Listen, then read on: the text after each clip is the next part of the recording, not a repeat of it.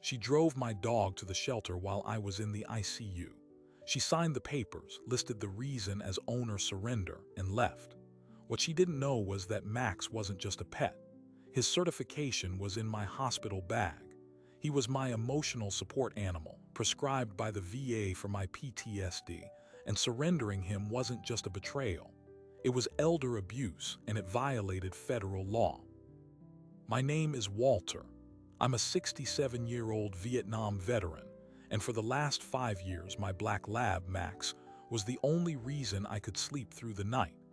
His paperwork from the VA was my prescription, my treatment plan on 4 legs. But when a sudden infection put me in the hospital for a week, a decision was made in my driveway that would unravel everything. This is what happens when a family's convenience collides with federal law, and a loyal animal becomes the center of a silent war. The nightmare started in 1969 in a place called Quang Tri. They followed me home, a souvenir nobody wants. For decades I managed. I married a wonderful woman named Alina. We had a son, David, and I worked as a machinist until my hands couldn't take the vibration anymore. When Ellie passed from cancer 7 years ago, the walls I'd built around those memories just crumbled. The dark became too loud. My doctor at the VA suggested medication, which made me feel like a ghost, and therapy, which felt like talking into a void. Then 5 years ago, a new social worker at the clinic asked a different question. "Mr. Jenkins," she said, "have you ever considered the companionship of an animal?" That's how I met Max. He wasn't a professionally trained psychiatric service dog that could sense an oncoming panic attack. He was a 2-year-old Labrador retriever mix from the local rescue, calm and steady. His job was simpler and in some ways more profound. His presence was my anchor. When I'd wake up gasping at 3 a.m., he'd shift his weight from the foot of the bed to lean against my leg. The warmth, the rhythm of his breathing, it grounded me. It told my nervous system the war was over. My psychiatrist wrote the letter.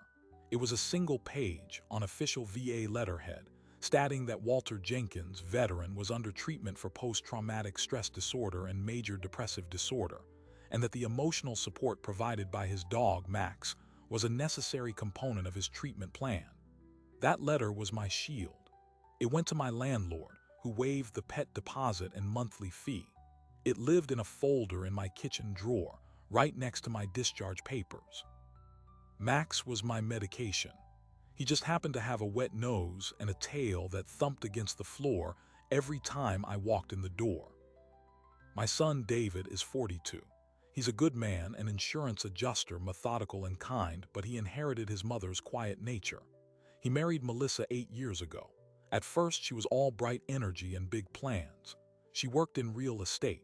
She liked things to be efficient, uncluttered, and moving forward. I think she saw my house, the same 3-bedroom ranch Ellie and I bought in 1978, as a project waiting to happen, and she saw Max as a problem.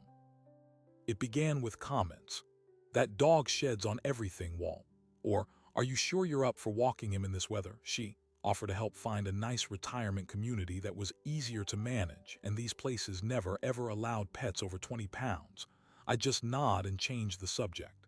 David would look uncomfortable, but he'd say nothing. I recognized the pattern. It's the same slow pressure that reshapes a riverbank, one gentle push at a time. The pressure point became my health. My heart had been ticking a little irregularly for years. Last fall, my doctor said it was time for a pacemaker. The surgery was scheduled for a Monday. The Friday before, David and Melissa came over. David was fidgeting with his car keys. Melissa got straight to it. "Walter, we've been thinking. You'll be in the hospital for at least 3 or 4 days, then you'll need real rest. You can't be worrying about taking care of a big dog. Max should stay with us." I looked at her. "He's not a piece of furniture, Melissa. He's my dog. He'll be fine. I'll have a home health aide coming for me. They can let him out." She leaned forward, her voice coated in that syrupy concern people use when they're telling you what's best for you. "But it's not fair to him. He'll be cooped up. And David and I, we're just not set up for a dog.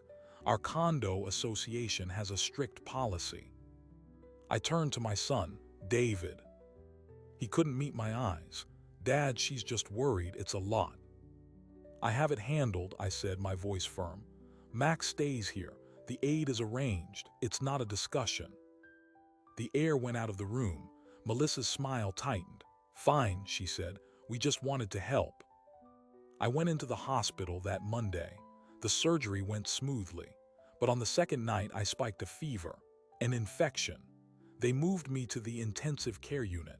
I was in and out of consciousness, pumped full of antibiotics. My world shrank to the beep of monitors and the blur of shift changes. What I didn't know was that Melissa had taken my house key from David's keyring. What I didn't know was that she'd called the home health agency and, pretending to be me, canceled the service for the week, citing a change of plans. What I didn't know was that she had driven to my house, loaded Max into her car with a bag of his food, and taken him to the county animal shelter. She presented my driver's license, which she'd taken from my personal effects David had brought home. She told them she was my daughter-in-law, that I was critically ill and permanently transitioning to assisted living, and that the dog needed to be surrendered. She marked the paperwork, owner surrender, no longer able to care for animal. She walked out and she never looked back. I was released from the hospital a week later, weak but stable. David picked me up. He was quiet, pale. When we pulled into my driveway, the first thing I noticed was the silence. No barking, no scratching at the inside of the door. Where, Max? I asked, my hand already fumbling for the door handle.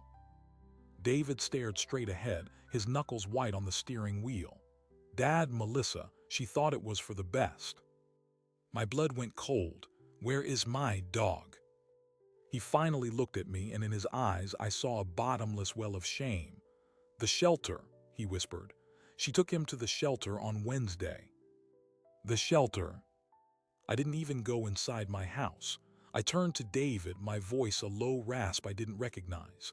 Drive, now. The county animal shelter was a 20-minute drive, a long, low brick building on the industrial edge of town. Every second of that drive was a scream inside my head. I knew how shelters worked. I knew about hold periods, about kennel stress, about the terrible math of too many animals and not enough space. Max, in a concrete kennel, surrounded by the frantic barking of strangers, thinking I had abandoned him. The thought was of physical pain, worse than anything the surgery had left behind. David parked, and I was out of the car before he turned off the engine, moving on pure adrenaline, my legs still weak from the hospital. The reception area smelled of bleach and anxiety. A young woman behind the counter looked up as I approached. I need my dog, I said, the words tumbling out. My dog was brought here, a black lab mix named Max. He was surrendered wrongly. I'm here to get him. She gave me a polite, practiced look of sympathy. Okay, sir.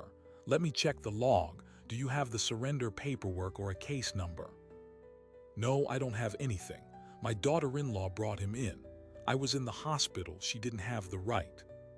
She clicked on her computer, scrolling. Last name. Jenkins, Walter Jenkins. The dog is Max. Her fingers tapped. She frowned slightly. I see a Max, black lab mix, surrendered on Wednesday by a Melissa Jenkins, listed as owner surrender due to owner hospitalization and relocation.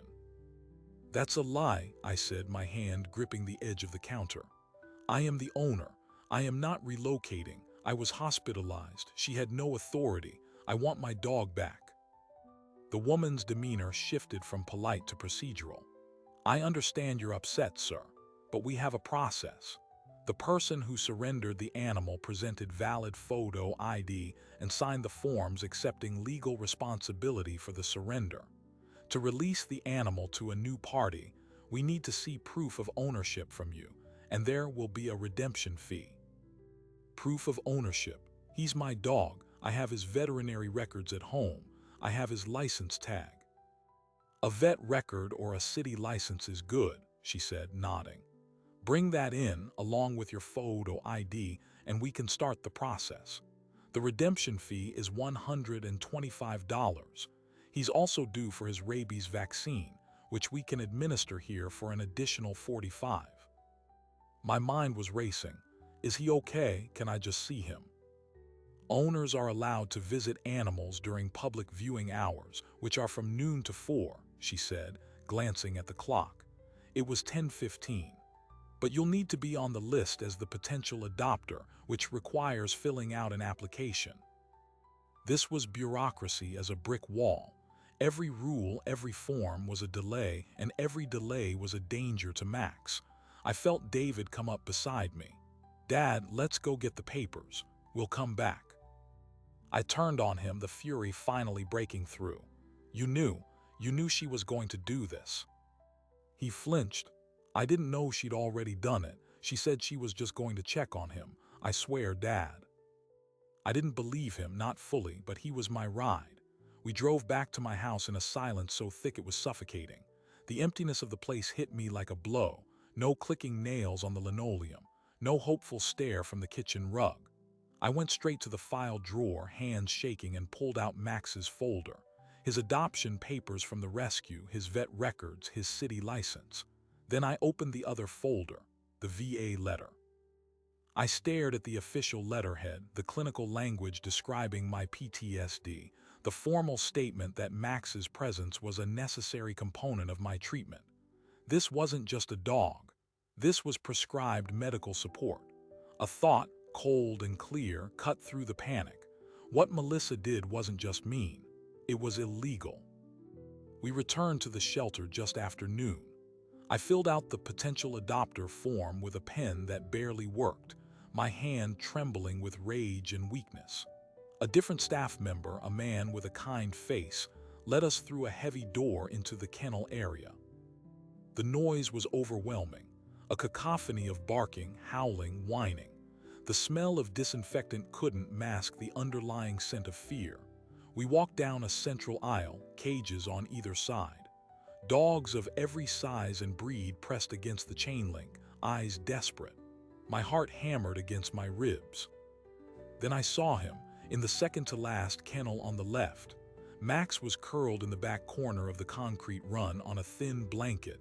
He wasn't barking. He wasn't moving. He just stared at the wall, his body curled tight. He looked smaller, defeated. Max, I said, my voice cracking. His head lifted, slowly. He turned. For a long second there was nothing in his brown eyes, just a flat, exhausted emptiness. Then recognition sparked. He uncurled, stood up, and trotted to the front of the kennel, his tail giving a tentative, single wag before tucking back between his legs. I knelt down, pushing my fingers through the chain link. He sniffed them, then licked my fingertips, a soft whine escaping his throat. The dam inside me broke. Tears I hadn't shed in the hospital, tears of pain and fear and loss, finally came. The staff member let me into the visitation pen. Max shoved his head into my chest, his whole body wiggling with a relief so profound it shook us both. I buried my face in his fur, apologizing over and over, but our reunion was watched by the clock. After 10 minutes, the staff member gently said, "Sir, we need to move to the next step. Do you have your paperwork?" Back at the front desk, I presented everything. The vet records, the license, my driver's license. The woman reviewed them, nodded. "This all looks in order. Now, we do have a mandatory 72-hour stray hold from the time of surrender, which gives the owner time to reclaim. Since he was surrendered as an owner surrender, not a stray, that hold isn't technically required, but it's still Wednesday to Saturday. You can pick him up Saturday morning after 10. Saturday, it was Thursday, 2 more nights in that kennel. "No," I said, the word flat and final. "You have proof I'm the owner. You have proof the surrender was fraudulent. I am taking my dog home today." "I'm sorry, sir, it's policy. We have to ensure all animals are medically cleared and that we've followed procedure to avoid liability." Then I placed the VA letter on the counter, next to the vet records. This is a letter from the United States Department of Veterans Affairs. It states that this dog is a prescribed part of my disability treatment. What my daughter-in-law did, by fabricating a story and surrendering my medical equipment, likely violates the Fair Housing Act and constitutes interference with a disabled person's support animal. If you do not release him to me immediately, you are becoming complicit in that violation. I will be calling my attorney and the VA patient advocate the moment I leave. What is your name, please? The air changed. The woman's eyes flicked from the VA letterhead to my face. She picked up the letter, read the first few lines. She looked, for the first time, uncertain. Let me get the shelter manager. The manager was a woman in her 50s named Linda. She had a no-nonsense demeanor but kind eyes. She listened as I explained again, more calmly but with no less urgency. She read the VA letter carefully. She looked at Max's sad, confused face in the visitation pen photo on her desk monitor. She sighed.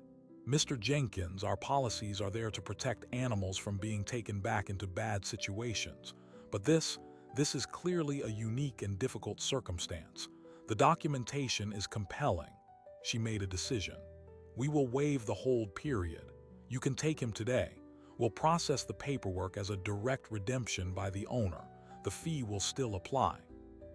I didn't care about the fee. I paid it. 30 minutes later, a leash was clipped to Max's collar, and I walked him out of that building into the afternoon sun. He leaped into the back seat of David's car like it was a lifeboat. He was home, but the war was just beginning. Because when I got home, there was a message on my machine. It was Melissa. Her voice was tight, clipped, devoid of any apology. Walter, David told me you took the dog back from the shelter. That was a mistake. That dog is a hazard. He's too much for you. I acted in your best interest and you're too stubborn to see it. If you bring that animal back into your home, you are choosing him over your family, and there will be consequences. Consequences. That word hung in the air of my quiet house. Max was asleep at my feet, exhausted from the shelter but twitching in his dreams. I saved the message. I played it again, the cold certainty in her voice. She wasn't backing down, she was doubling down. I knew I couldn't fight this on sentiment alone. I needed armor. The next morning I made 3 calls. First to the VA. I got through to the patient advocate's office and explained what happened. The woman on the phone listened, her tone turning from polite to concerned. Mr. Jenkins, that is a serious interference with your treatment plan. We can file an incident report. It won't trigger immediate legal action, but it creates a formal record. You should also contact your local adult protective services. My second call was to a lawyer. Not just any lawyer, but one who specialized in elder law and disability rights. Susan Carter had been recommended by a friend from my VFW post. Her voice was calm, analytical. I told her everything. The surgery, the surrender, the VA letter, the voicemail. Walter, she said after a long pause, this is potentially a multi-layered issue. We have interference with a support animal under the Fair Housing Act. We have what could be construed as financial exploitation, as she used your assets, your dog, to alleviate a perceived burden on herself. And we have intentional infliction of emotional distress. But the most immediate tool might be a restraining order based on the threat in that voicemail. She's threatening further action to separate you from a medical necessity. That's severe. A restraining order against my daughter-in-law.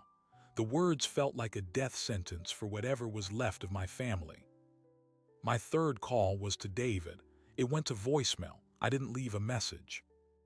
The consequences arrived 4 days later, not from Melissa, but from the state. A woman from the Department of Adult Protective Services rang my doorbell. She had a badge and a clipboard. She introduced herself politely, said they had received a confidential report expressing concern about my welfare and my ability to care for myself, and an animal following a major hospitalization. My heart sank. This was Melissa's move. She weaponized the system. I invited the woman in. Max, wary of strangers, positioned himself between me and her. I showed her my clean house.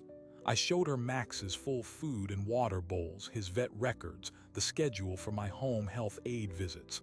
I showed her the VA letter. I played Melissa's voicemail for her. The APS worker, whose name was Gail, listened carefully. She took notes. Her expression was neutral, professional, but I saw a flicker in her eyes when she heard Melissa's voice say, "There will be consequences."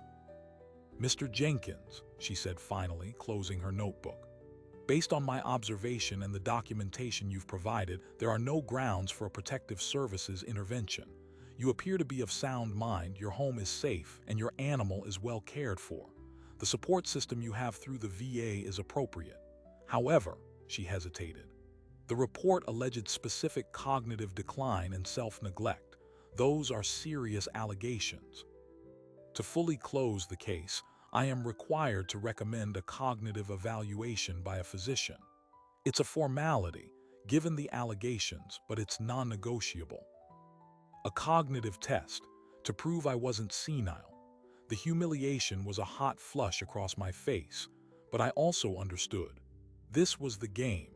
She floods the zone with paperwork, with allegations, and I have to spend my energy proving I'm not an incompetent old man instead of living my life. "Fine," I said, my voice tight. "I'll have my doctor do it." Gail gave me a sympathetic look. "I'm sorry this is happening. For what it's worth, I see this pattern sometimes. A family member uses us as a pressure tactic. It's not what we're here for." She handed me her card. "My report will note the baseless nature of the claims and the presence of the threatening communication. It may help if this escalates further." After she left, I sat at the kitchen table for a long time. Max put his head in my lap. The war was no longer at my doorstep. It was in my medical file. I passed the cognitive evaluation with what my doctor called flying colors. He was furious on my behalf. He wrote a scorching letter to APS, copied to my VA file, stating that the evaluation was medically unnecessary and appeared to be motivated by ulterior motives. It bought me a respite. APS closed the case. But the silence that followed was worse. No calls from David, no more messages from Melissa. It was the calm of a predator circling, waiting for a new angle of attack. It came from where I least expected it, my mortgage company. I received a formal letter stating that they had been notified of a change in occupant status and a potential animal violation at the property. They were initiating a review of my loan agreement. My house, paid off for a decade, was suddenly under scrutiny. I called them. After being transferred 3 times, a bored-sounding man told me they received an anonymous tip that a large, unapproved dog was living at the property, causing a nuisance, and that the primary occupant was no longer residing there full-time due to health issues. Melissa, she knew the name of my mortgage holder from helping me refinance years ago. She knew the buttons to push. I faxed them a copy of my VA letter, a letter from my doctor, and a notarized statement that I was the full-time occupant. It took 2 weeks of back and forth to clear it up. But the message was clear. She would burn down everything around me to get to Max. The breaking point was a Sunday afternoon. David showed up alone. He looked hollowed out. He stood on my porch, not coming in. "Can we talk?" he asked. We sat in the living room. Max, remembering who had been in the car during the shelter trip, did not go to him. He stayed by my chair. "She's filing for divorce," David said, the words barely audible. I stared at him. This wasn't the consequence I expected. "She says I have to choose, her and a future, or you and the dog. She says you're unstable, that the dog is a liability, that you're going to fall and sue us, or that the dog will bite someone and will be responsible. She says she won't bring children into a family with this situation." The word situation hung in the air. My medical treatment was a situation. My survival mechanism was a liability. "What did you tell her?" I asked, my throat dry. "I told her I couldn't choose." His eyes were red-rimmed. "I love her, Dad, but what she did, taking Max, that was cruel, and the APS thing, that was monstrous. I've been sleeping on the couch for a month." I saw my son, a man in his 40s, looking utterly lost. This was the cost. This was the real consequence. Not a legal one, but a human one. She was willing to blow up her own marriage to win. "David," I said slowly, "this isn't about the dog, not really. This is about control." She decided how my life should look, and I refused to comply. The dog is just the easiest thing to attack. If it wasn't him, it would be my driving or my finances or this house. He nodded, a slow, painful movement. "I know, I see it now, but knowing it doesn't stop it. She's talking to a lawyer. She's saying she's afraid of you, of what you might do." And there it was, the ultimate escalation. She was laying the groundwork to paint me, a 67-year-old heart patient with a service dog, as a threatening figure. The narrative was shifting from concerned family to victim. After David left, promising nothing but his own confusion, I called Susan Carter again. I told her about the divorce, about the new narrative. Her response was grim. "Walter, we're past restraining orders. She's constructing a story for a custody battle, not for children but for control over the family dynamic. If she divorces David and alleges she's in fear, it could create collateral damage that limits your access to any future grandchildren, poisons your reputation. We need to shift from defense to offense.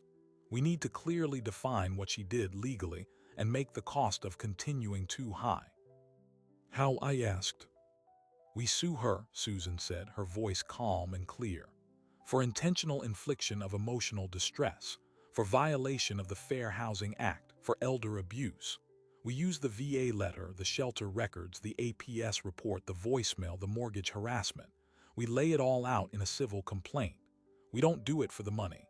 We do it for the public record. We do it to force the truth into the light so she can't hide behind lies anymore. Sue my daughter-in-law, the final, unthinkable step. It felt like launching a missile at my own family. But as I looked at Max, sleeping peacefully, trustingly in his safe spot by the hearth, I knew Susan was right. Defense was a losing game. They would keep coming, finding new institutions to weaponize, new vulnerabilities to exploit.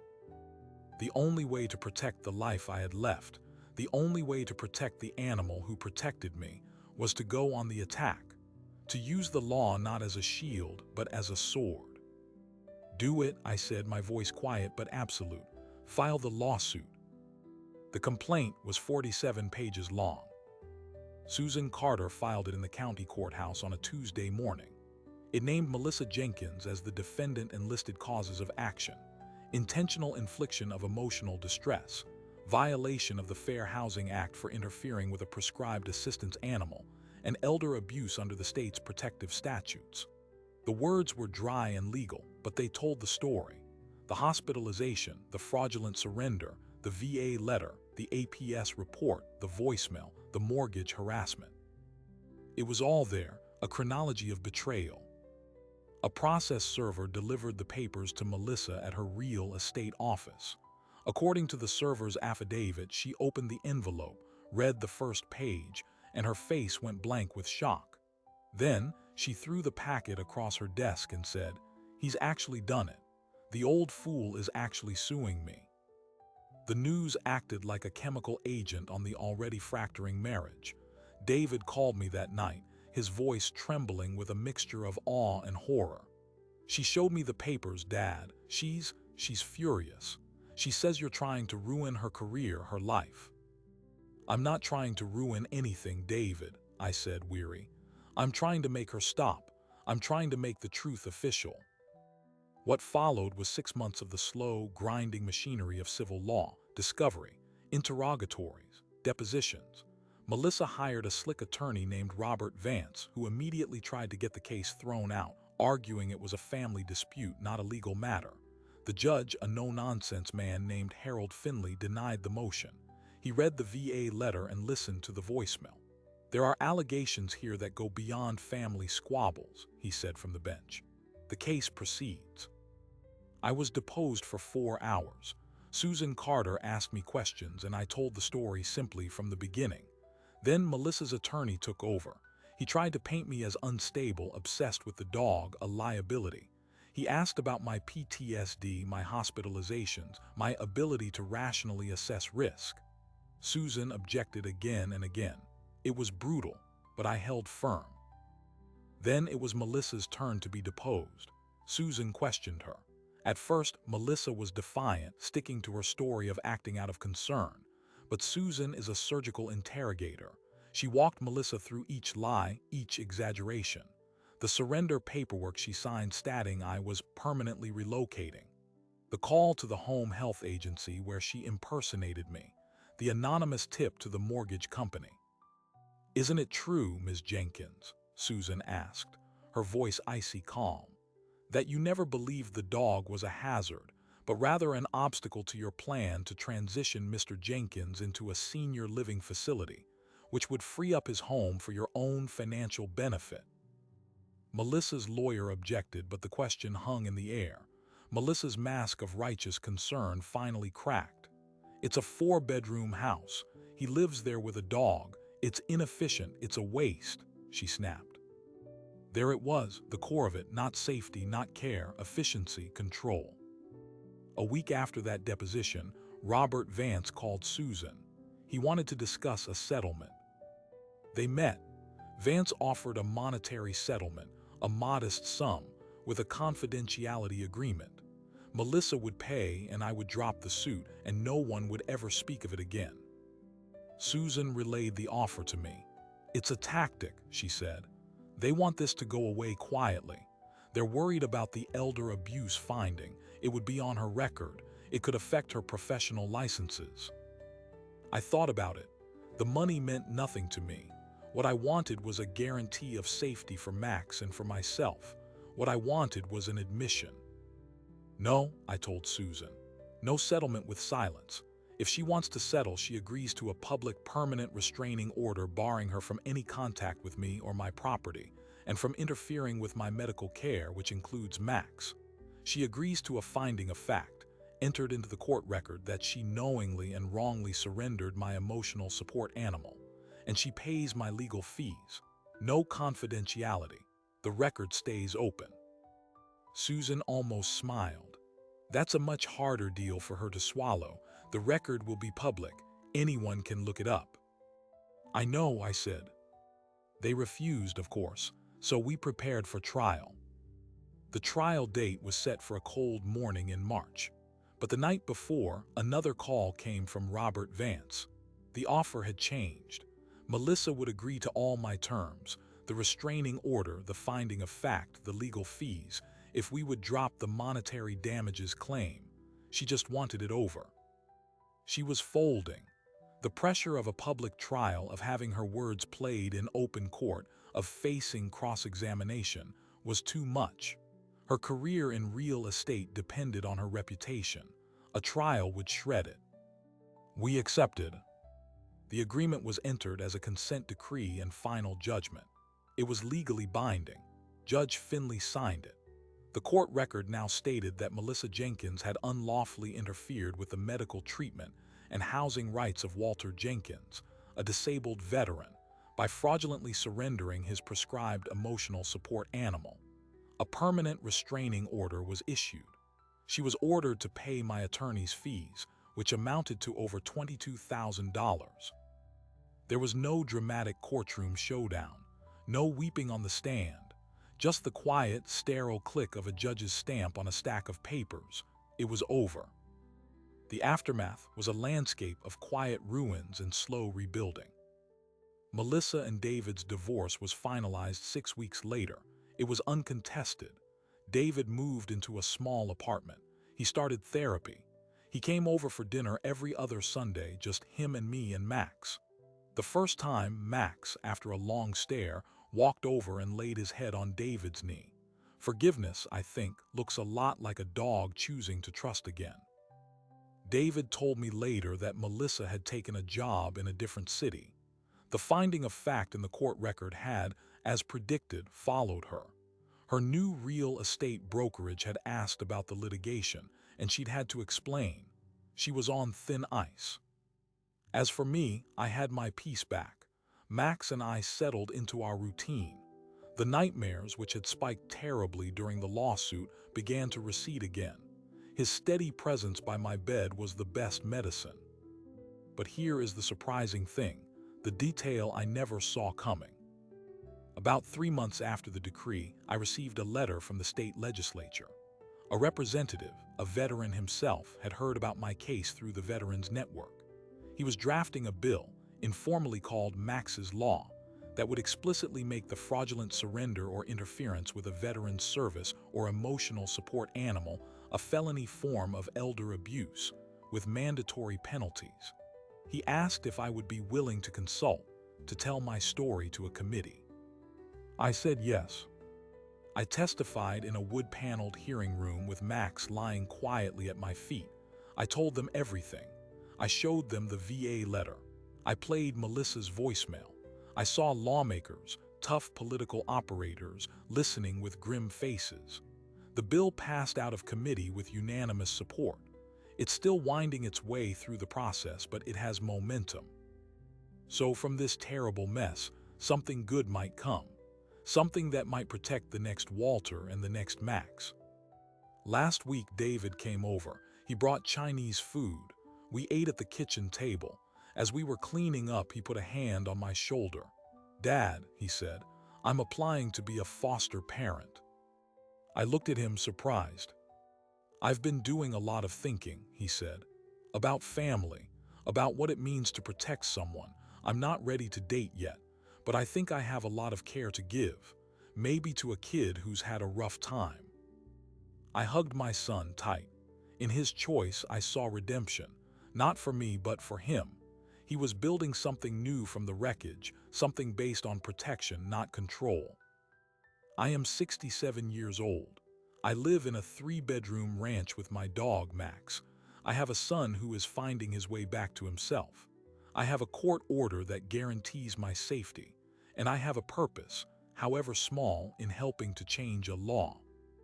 The people who tell you to just let things go, to keep the peace, to avoid making waves, they are often the ones standing on your shoulders to keep their own feet dry. What I learned is that boundaries are not just personal. They are legal. They are moral. And sometimes you have to use the full weight of the law to rebuild the fence someone else tore down. Max is snoring at my feet as I say this. His world is simple. He is loved and he is safe. Because I fought for him as he has always quietly fought for me. The war is over. Not the one in the jungle, but the one in my own home. And this time we won. We think the greatest threats come from the outside, from strangers in the dark. But sometimes, the most profound violation comes from within the circle of supposed trust, dressed in the language of care and concern. What happened to me wasn't a dramatic crime scene. It was a slow, calculated erosion of my autonomy, using my own vulnerability as the tool. The dog was just the most visible target. This story isn't really about a dog. It's about what we value and who we believe has the right to make decisions for us when we're at our most fragile. It's about the line between family concern and coercive control. For millions of older adults and disabled individuals, that line is being crossed every day in quieter ways, through isolation, through financial manipulation, through the removal of the simple things that make life worth living. The law often sees abuse as bruises or stolen money. It's slower to recognize the theft of peace, the destruction of routine, the severing of a bond that is, in every measurable medical sense, life-saving. My case created a paper trail in a courthouse. But for everyone like it, there are 100 that never make it that far, where the person simply gives in, gives up, because the fight seems too lonely and too hard. I fought because I had a piece of paper from the VA. I fought because I could afford a lawyer.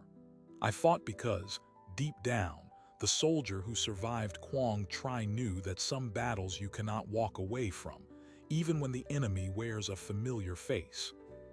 What I want you to understand is this: autonomy is not a privilege of the young and healthy. It is the foundation of human dignity at every age. And care that strips away choice is not care at all. It is control. Protecting yourself is not selfishness. It is stewardship of the one life you're given. If this story has a legacy, let it be this. Look around. Listen. The person who seems difficult for refusing to give up a pet or a home or a routine might be fighting the most important battle of their life. They might be protecting the last piece of themselves that still feels whole. Sometimes support doesn't look like taking over. It looks like stepping back and saying, "This is yours. I will help you defend it." Max is here, his head on my slipper. The sun is coming through the window. The house is quiet.